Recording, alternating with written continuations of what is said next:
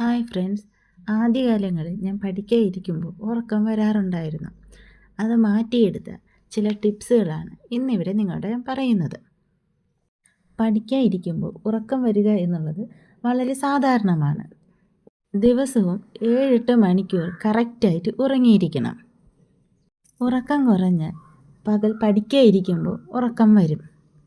അതിനാൽ ദിവസവും ഒരു 7 മണിക്കൂർ ഉറങ്ങുകയെന്ന് ഉറപ്പുവരുത്തണം.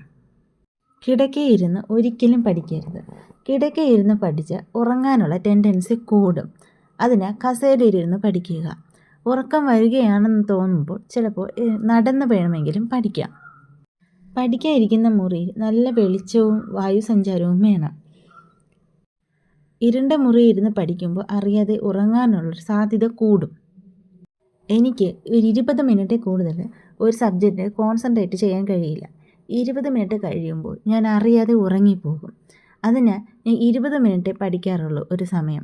അത് കഴിഞ്ഞ് ഒരു 10 മിനിറ്റ് ബ്രേക്ക് എടുത്ത് ഇഷ്ടപ്പെട്ട കാര്യങ്ങളെല്ലാം ചെയ്യും. അതിനുശേഷം വീണ്ടും വന്നിരുന്ന് പഠിക്കും. ആ പഠിക്കാൻ നേരം ഒരു 10 മിനിറ്റ് ഇനി ഞാൻ പഠിക്കുകയുള്ളൂ എന്നും പറഞ്ഞ് വന്നിരുന്ന് പഠിക്കുക. അതിനുശേഷം വീണ്ടും ഉറക്കം വരാൻ നേരത്ത് മാത്രമേ അവിടെ നിന്ന് എഴുന്നേൽക്കാവൂ.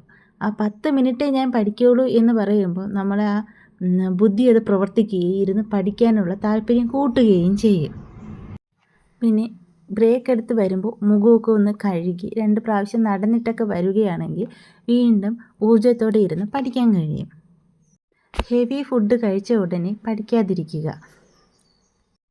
ഹെവി ഫുഡ് കഴിച്ച ഉടനെ പഠിക്കുമ്പോൾ അറിയാതെ ഉറങ്ങിപ്പോവും. അത് കാലക്രമേണ ആ സബ്ജക്റ്റിനോടുള്ള താല്പര്യം കുറയ്ക്കാൻ കാരണമാവും. പഠിക്കാനിരിക്കുന്നതിന് തൊട്ട് മുൻപ് വെള്ളം അരികിൽ കൊണ്ട് വയ്ക്കുക. ഞാൻ ചൂടുവെള്ളമാണ് കുടിക്കാറ്. കാരണം ചൂടുവെള്ളം കുടിക്കുമ്പോൾ ഒരു ഉന്മേഷം കിട്ടുന്നതായി എനിക്ക് ഫീൽ ചെയ്യാറുണ്ട്. അതുകൊണ്ട് ഞാൻ ചൂടുവെള്ളമാണ് കുടിക്കാറ്. രാവിലെ അല്ലെങ്കിൽ നിങ്ങൾക്ക് ഏറ്റവും കൂടുതൽ ആക്റ്റീവായിരിക്കുന്ന സമയത്ത് പാടുള്ള വിഷയങ്ങൾ പഠിക്കുക. പഠിക്കുമ്പോൾ പ്രധാന പോയിൻറ്റ്സ് ചെറു നോട്ടുകളായിട്ട് എഴുതാൻ ശ്രമിക്കണം. അത് ഉറക്കെ വായിച്ച് പഠിക്കാനും ശ്രമിക്കുക. ഇത് കുറച്ചുകൂടി കോൺസെൻട്രേഷൻ കൂട്ടാൻ സഹായിക്കും. ആ ചെറിയ നോട്ട്സ് പിന്നീട് നമ്മൾ ജോലി ചെയ്യുന്ന സമയത്തോ യാത്ര ചെയ്യുന്ന സമയത്തോ നമ്മുടെ കയ്യിൽ സൂക്ഷിക്കാവുന്നതാണ്. ഫ്രീ ആയിട്ടിരിക്കുന്ന സമയത്ത് നമ്മളത് മറിച്ച് നോക്കുക. നമുക്കൊരു റിവിഷൻ ഫീൽ ചെയ്യാൻ കഴിയും.